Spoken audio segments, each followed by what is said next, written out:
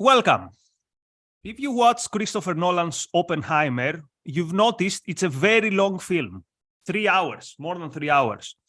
This is because a central subplot of the film is Oppenheimer's troubles after he has delivered his mission in Manhattan Project, after he has helped create the bomb, his problems with the United States, the state, and its bureaucracy when it comes to the communist infiltration, both in the atomic project, but also this was the time where many in the American society were freaking out that there's been a communist takeover, an attempt to take over the state.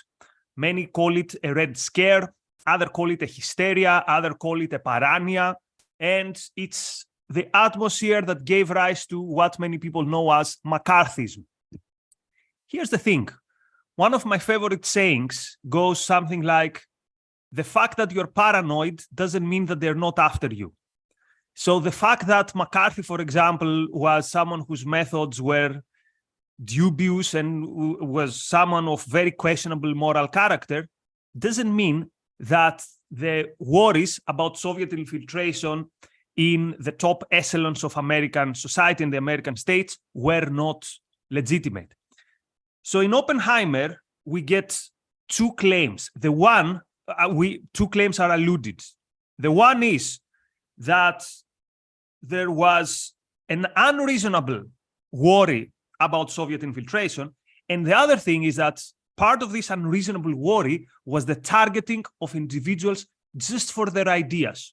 That you had these young idealistic communists, and they were targeted for their, okay, maybe they were at the Communist Party or one of the fronts of the Communist Party, but this is no reason to try to blacklist them from polite society. So these are the two things we will question today. And of course, don't go anywhere till the end, because we're going to answer the question, was Oppenheimer a Soviet spy? Because at the end of the day, this was the big question in the minds of the people who went after Oppenheimer. Again, if you watch the film, you can't have missed it. It's basically 1/3 of the film is this subplot. So my first claim is that the Soviet infiltration in the American society was not only happening, but it was actually way more significant than even the most, quote, paranoid person could imagine in the 30s or the 40s. So again, irrespective of what happened later with McCarthy and his accusations, even McCarthy had no idea how bad things were in the 30s and the 40s when it comes to the Soviet infiltration. How do we know this? We know this today from different sources that back then were not available. One source, the obvious source, is spies who either changed their minds and voluntarily gave up secrets, like Whittaker Chambers. You probably know him. It's the guy who later wrote the horrible critique of Atlas Shrugged in the National Review, or from spies who were caught on the act and then they start giving names. But we also know it since the 90s from cables that the security service of the United States had already decrypted and have already intercepted from the 40s, but they couldn't release them back then because they didn't want the Soviets to know that they had intercepted their codes.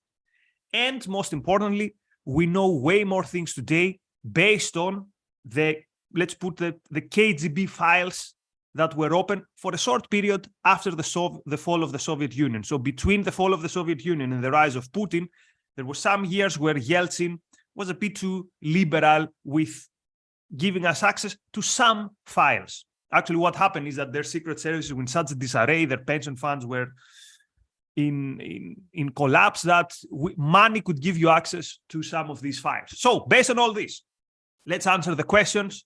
Was there a significant Soviet infiltration? The answer is yes, it was. In the 30s and the 40s, at some point, there were 200 spies operating in the United States. And the interesting thing is that out of these 200, a significant amount, we don't know who they are. We know their code names, but we haven't cross-referenced who the code name refers to. But there are many for whom we know things. And when we say spies, someone could think, okay, there was like a third-class accountant. Okay, who cares? They didn't have access to anything important. But here I'm talking about spies in high places. We know, for example, that at least one congressman was an NKVD, that was the predecessor of KGB, spy. Now, this guy was not an ideologue. He just did it for money. He was a scum of the earth type of guy. But still, you had a member of Congress who was in the payroll of the KGB. I'm going to call it KGB because it's a name more familiar to you. Again, back then, it was not called KGB. We had top diplomats. Diplomats who were involved after the war in the construction of the post-war order. And there's very, very strong argument that a top diplomat like Albert Hiss was someone who was cooperating with Soviet Union because he thought that this would be good for the balance of power post-war. Like, see altruism at play, right? Like, why should only the Soviet Union be, why should only the United States be powerful? So actually Hiss was not even a fervent communist. He just did it because he thought that it's better for the balance of the war. We have one of the top later architects of the IMF being someone who was collaborating with NKVD. Again, what's the reason? The reason was that he thought that the United States should not be so powerful. So again, we're not talking about someone who is a very conscious communist, but someone who sees Soviet Union sympathetically. And of course, here I'm talking about Harry Dexter White. And we have government officials. We have many engineers. So the number one profession that had the most spies were engineers. We'll see why. And also we had scientists, which will take us to the atomic bomb project. So how did they operate in the United States? KGB had some significant presence, but they also had help from feet on the ground, which were many members of the American Communist Party, the Communist Party of the United States, the people who in the film are portrayed as these young idealists. So what would usually happen is the Communist Party core activists, so this was a secret, so you had to be like deep in the Communist Party to do that. The Communist Party would spot someone, they would say, oh, this guy is in an important position, this guy is a friend. So they would go to the KGB agent and say, hey, here's a guy we can recruit. And me having spent years in the communist youth, this is more or less how today communist youth operates. Of course, not in terms of spies, but you spot someone, and that someone might not be a party member, but is someone who helps you, who gives you legitimacy, who might pass the party line on their particular field. Now, pre-World War II, the number one area where you would find most spies was in universities. And this was for two reasons. Number one, because Americans are so naive, they welcomed Soviet students with open arms, often through exchange programs and often through programs that were funded by very prestigious institutions, for example, the Rockefeller Institute. Again, what naivety, right? Like, hey, there's this country over there, their ideology wants to destroy us, but let's be open and welcome their people. So particularly in MIT, you had many Soviet spies. So universities was an easy area to penetrate, but also knowledge is easier to steal from a university because it's open. Quite often scientists discuss with each other, you don't have trademarks. So if you want to gain knowledge, you want to penetrate the universities. So the plan was, best case, these Soviet agents would follow a career that would allow them to do spying while being in the United States. Worst case, they get the knowledge and then they go back to the Soviet Union and they apply it. Or again, it's difficult for me to highlight how naive the United States were. You might have heard of a guy called Tupolev, or maybe you don't know Tupolev, you know the Tupolev airplanes. Well, the name is from a Soviet aviation expert, a guy called Tupolev, who in the 30s was touring the United States for months with a camera. He would go to factories, to research centers, and the Americans, again, very naively would tell you, these are our plans. So this is how the Soviet Union created a very, very good military and non-military aviation with secrets that they got from the United States. But also, when it comes to their tanks technology, their military vehicles technology. So at some point, the Soviets went to the United States.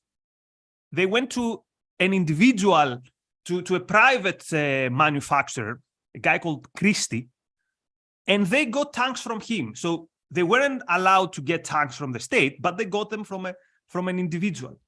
And they camouflaged their tanks in tractors. So they took out, imagine, like they took out the cannon, and in customs, they told them, these are tractors. And of course, again, the naive Americans, back in the 30s, they didn't pay much attention to the Soviet Union. So it was, okay, you can have them. And these are the tractors, the tanks, which later became the infamous T series. So you have the T-34, later the T-72. These were very good Soviet tanks. Again, they were the result of knowledge that they took from the United States. So this was the most prominent part of spying in the 30s. Industrial spying, particularly in the areas of engineering and military engineering and aviation. But I know most of you are here because you want to know about the atomic project, the Manhattan Project, and about Oppenheimer. But before we get to that, let me say that today's episode is sponsored by Quent Cordair Fine Art. Quent Cordair Fine Art has been making the world an even more beautiful place for 27 years. It specializes in romantic realist paintings and sculptures, and the gallery collection emphasizes themes which celebrate the moments of happiness, joy, and success possible to man on Earth. So acquire art that you will want to live with by visiting them online at cordair.com or go in their Napa, California and Jackson, Wyoming locations. They also have a new line of Ayn Rand portrait prints, and for every print that you purchase using the code ARCUK, Quent Cordair Fine Art will donate $25 to Ayn Rand Center UK. So, beautiful, life-celebrating art. What was not life-celebrating was Soviet spying in the atomic project. So, the Soviets were trying to get the secret of the nuclear bomb already before the Manhattan Project started.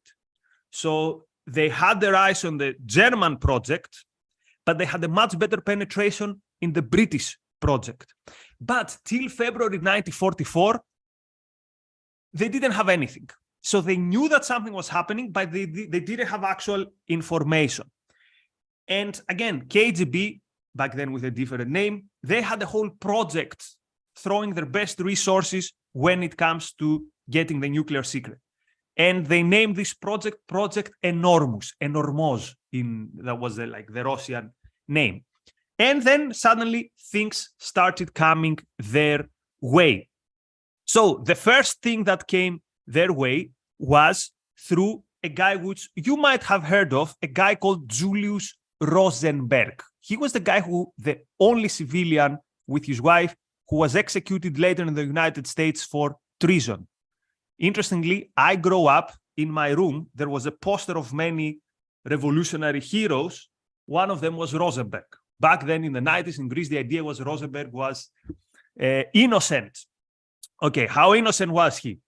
Well, starting in 1944, he spots a guy called Ras McNutt, who was working as, he was an engineer involved with the Manhattan Project. But he was not in Los Alamos. Los Alamos is where the actual bomb was created, where Oppenheimer was.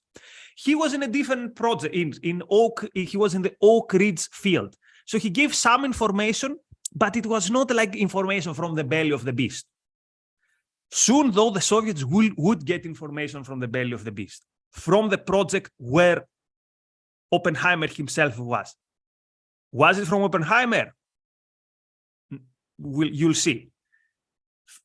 The main piece of information came from a guy called Fuchs. Klaus Fuchs. He was a German physicist and communist.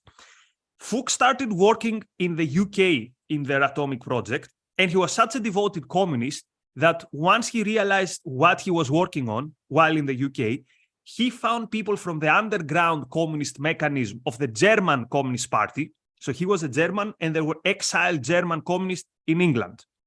They were the lucky ones because most of the exiled German communists in Soviet Union were liquidated during the Stalinist purges. Anyway, that's a different discussion. Anyway, so he goes to the communists and says, hey, I'm working on something important. Hook me up with the Soviets. I have things to tell them. Again, this guy Fuchs was a devoted communist. So, but then Fuchs is transferred to the United States. So again, he's transferred to Los Alamos, and he reaches contract. He finds in his away when he's having a leave, he finds Soviets and he passes them many secrets. And this guy was such a sincere, for a lack of a better word, communist that he declined the money that KGB was like, hey, dude, thank you, take money. Look, I don't want money. I'm doing this for the cause. What happens to Fuchs? At some point, he got, the British, many years later, got suspicious of him. He actually said, okay, look, let's not make this weird. I admit everything. He gave names. So he got only some years in prison. Then he got released. He ended up in East Germany. Again, the guy was a devoted communist. He ended up in the Central Committee of the East German ruling Communist Party. It wasn't called Communist Party. It was called like the Unity Party. But anyway, he died as a hero of communism for his spying work.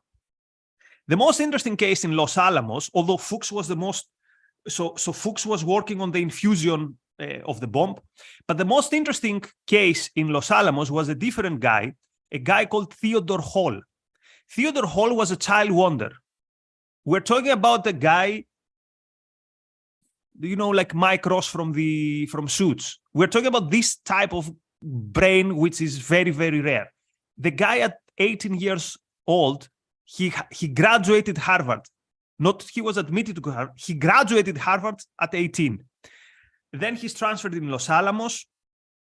And again, this guy is such a communist that in his first leave, he goes to New York and he goes basically around saying, hey, do you know any Soviet spy? I have things to tell them. He finds like local communists. He literally, I think he goes to the Soviet embassy and is like, hey guys, I have things to tell you. And like Soviets like, who's this guy? Anyway, he managed to find a link with the Soviets through another local communist, not Rosenberg, but someone else who was doing this a lot, hooking up people of influence with the KGB, and he told them many things. There was a third person in Los Alamos, a guy called David Greenglass. He was a mechanist, not such an important figure. Again, recruited by Rosenberg. So the Soviets had 3 people in Los Alamos who we know for sure were spies. What did they contribute? Together with the other people who worked in the Manhattan Project in different sites. They contribute information that was of such a big volume. Think about 9 copies of Atlas Shrugged, the one on top of the other.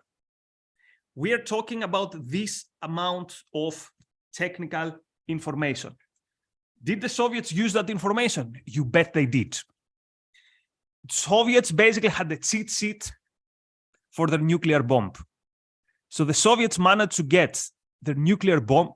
They did their first nuclear test 29th of August 1949, which was a huge shock for the United States because no one expected they would do it so quickly. And the secret was, of course, they had the cheat sheet. Would Soviet Union build the nuclear bomb irrespective of the information they got from their spies? Probably yes, but much later, or a bit later, or some years later, and at a significant higher cost. Significant higher cost. Soviet Union had good scientists, but not good scientists enough to do what the Manhattan Project did. So there would be some delay. And most importantly, they did it at a relatively low cost because, again, they knew everything how to do it from the secrets they stole. So Soviet Union was in disarray after the Second World War. The whole country was destroyed. So they saved a lot of money. So these idealists in the movie, these young people who were persecuted for their ideas, these people abetted the most murderous regime of the 20th century to get not only the nuclear bomb, but also to get a good army. Would, for example, Stalin support the invasion of South Korea by North Korea if he didn't have the atomic bomb? Who knows, but maybe not. Or without the diplomatic blunders of American diplomacy, would China fall in the hands of communists? Who knows?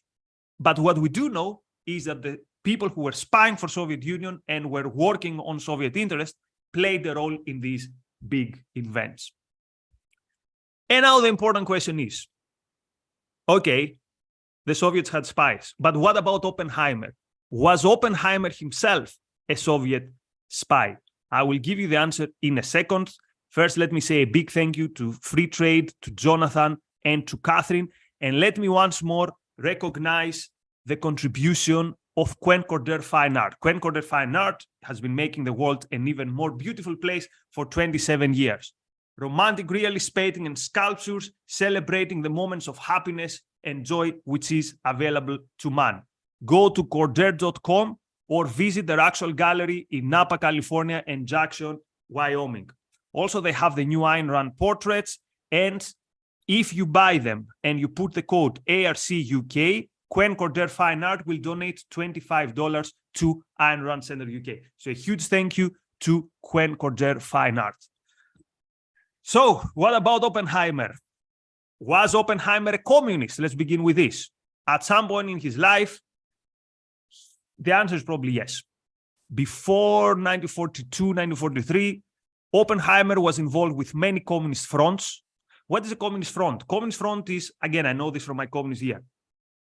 The communists create, let's say, a student union or an engineers union or an artist union, and it's called something which doesn't include the name communist. But everyone knows it's an organization by the Communist Party. So Oppenheimer was member of such groups. There's very strong evidence that his brother was a communist, that women he associated with were communists, and there's no question he had very, very strong communist sympathies. Some people claim he was a secret member of the Communist Party. We don't know this, but what we do know is that he was almost at some point anything but a member. So the communists considered him one of us. However, Oppenheimer seems to have a change of heart the more he gets into the moment he gets into the Manhattan Project.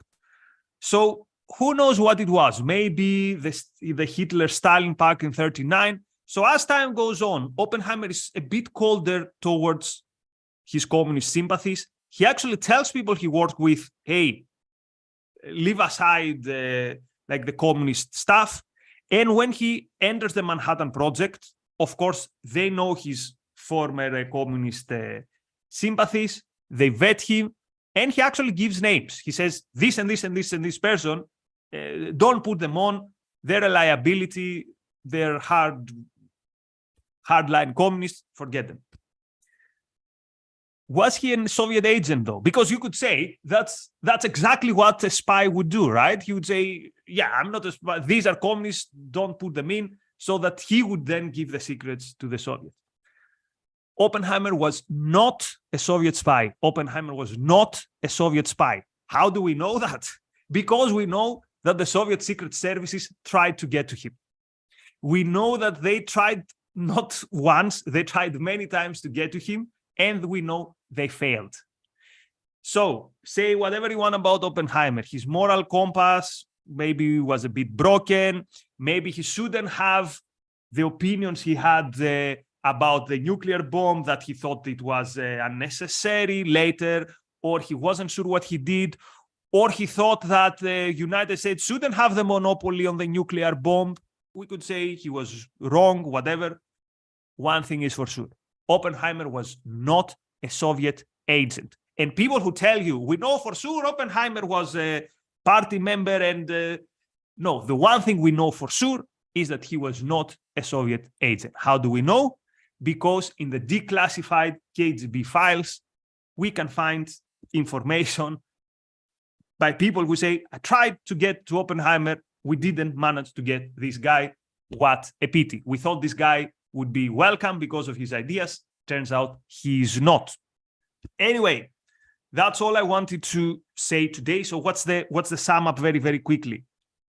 Soviet infiltration in high echelons of American science, diplomacy, even the atomic project was present. And actually, it was worse than what people thought back then. So let's say for the atomic spies, today we know more names than they knew back then, based on the declassified files.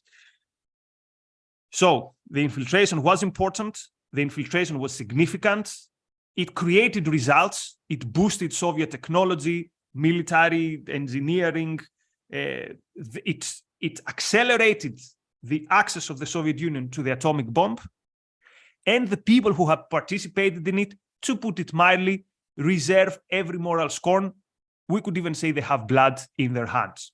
And we can say things about Oppenheimer himself and what were his politics and his ideas. But one thing we know, Oppenheimer was not a Soviet spy. So many thanks to Free Trade, to Jonathan, and to Catherine for your contributions. I really appreciate it. A huge thank you to Quent Cordair Fine Art for sponsoring this episode. Looks like whenever I have a solo, Quent Cordair Fine Art is the sponsor.